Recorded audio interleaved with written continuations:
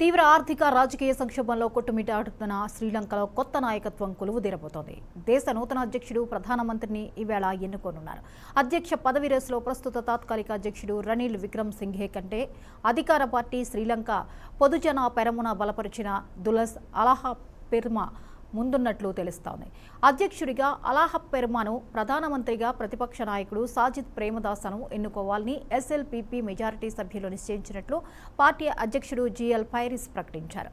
ప్రధాన ప్రతిపక్ష పార్టీ సమాగి జన బలవేగాయ నాయకుడు సాజిద్ తొలుత అధ్యక్ష పదవికి పోటీ చేయాలనుకున్నా చివరకు తన నిర్ణయాన్ని వెనక్కి తీసుకుని అలహపెర్మాకు మద్దతు ప్రకటించారు.